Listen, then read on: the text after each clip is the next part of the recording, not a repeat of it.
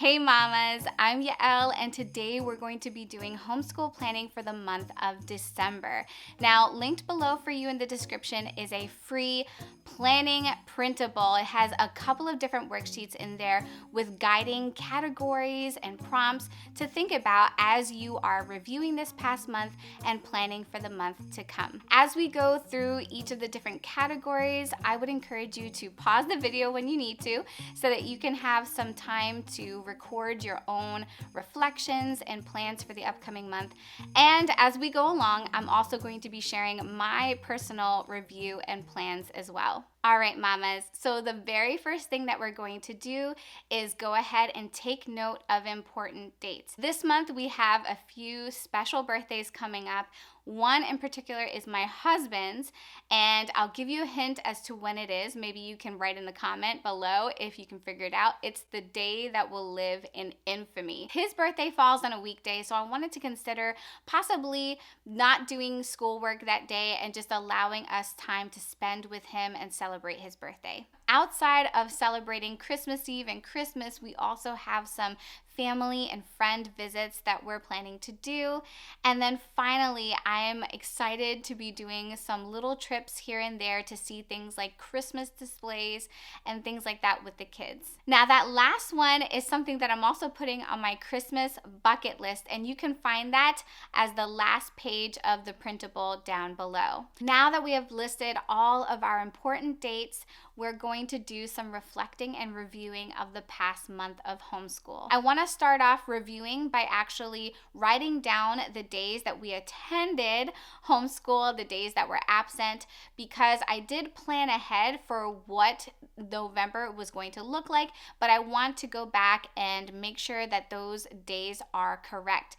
This is something I need to do, and I think most of us need to do, which is to make sure we keep track of attendance so that we can report that to our districts. Now, if you're curious as to this specific planning worksheet, which is my yearly plan, you can look below in the description. I have another video for you if you're interested, and in that video is the free planning worksheet for the year. Now let's talk about highlights and accomplishments. So specifically for accomplishments, I'm going to refer back to my November monthly plan where I listed 3 different goals and sub goals for my children and our homeschool. Looking back at the month of November, I'm seeing that one of our very first goals was to establish a new morning routine that's going to have us doing our work a little bit earlier in the day.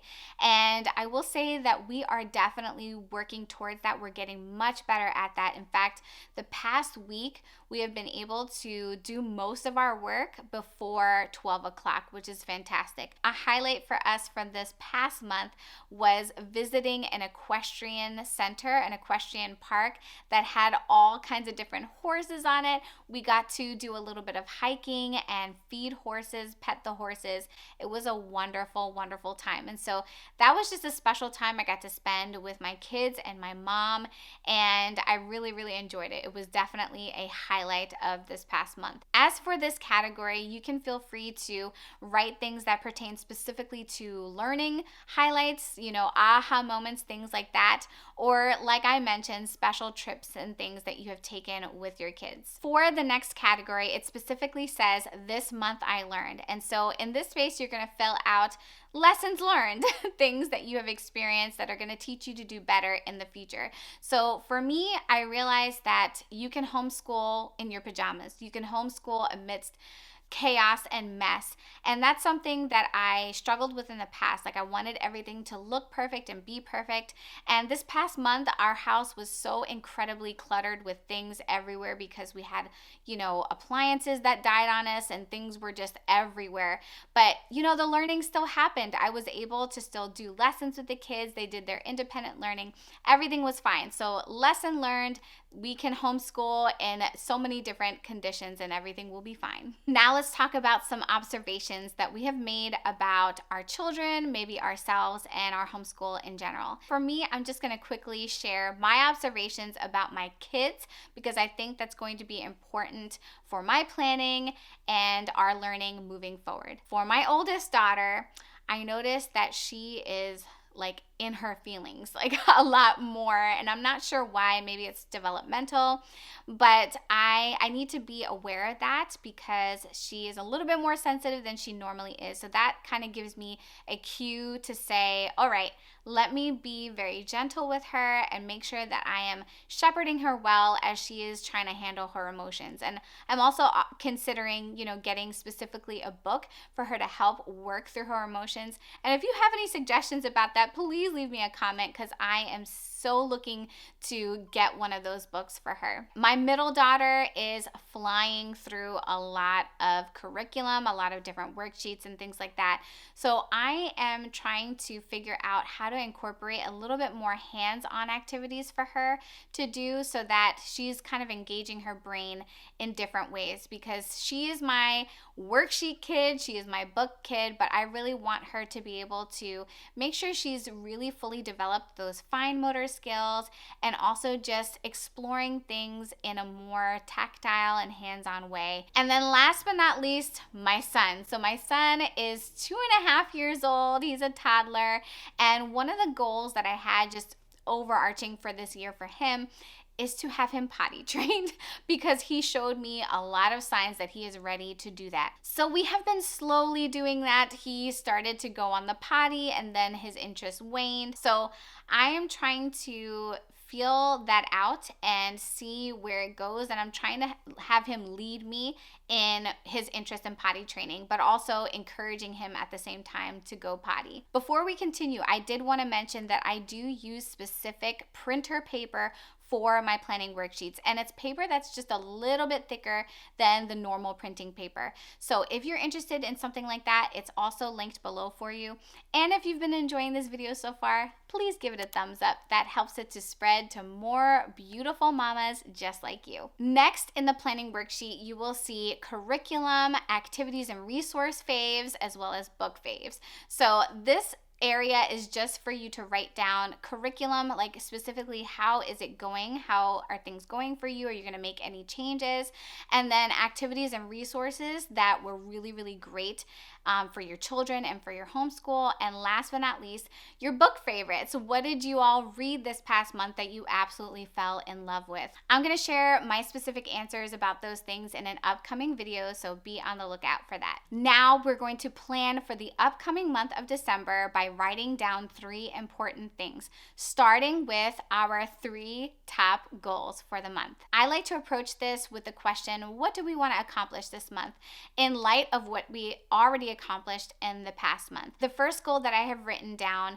is to finish up some of our curriculum, and that for us is completely attainable. We have like a few lessons for a certain curriculum that we're working through, and we're definitely going to be able to finish and then just spend the rest of December, once we're done, reviewing and doing a lot of fun hands-on activities. As far as those activities goes, we're going to be doing a lot of Christmas and winter themed activities, and if you're interested in knowing what some of those activities are, you can visit the link below. I have a video specifically about that, and I share all kinds of ideas for you.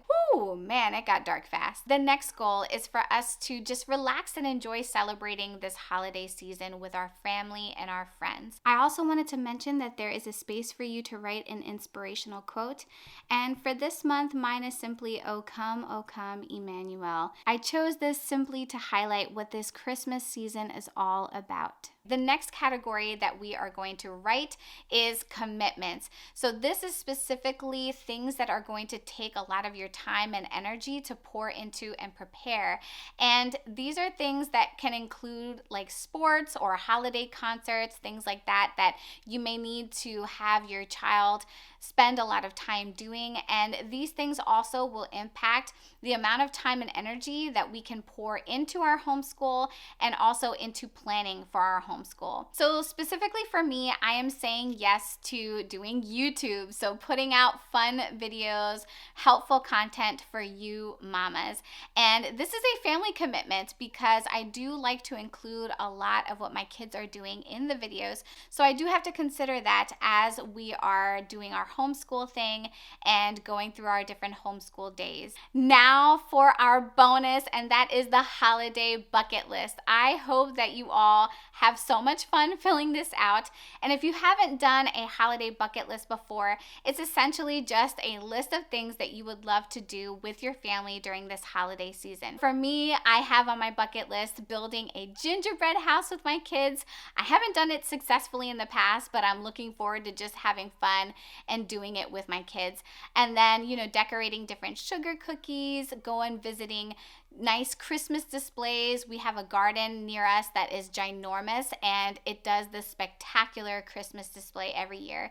And so we're just planning to do different fun activities and things like that to really celebrate and enjoy this season for all that it has to offer. For this final step, I'm going to go ahead and make sure that I put all of these planning worksheets in my mommy binder. And this is where I keep all of the monthly plans as well as the yearly plans. And it has been so helpful to have this in one place so that I can refer back to it when I'm doing my weekly planning. And it's a good way to also just keep record of how this year has gone and track our progress. Thank you for joining me today. Take care, be blessed, and I'll see you in the next one.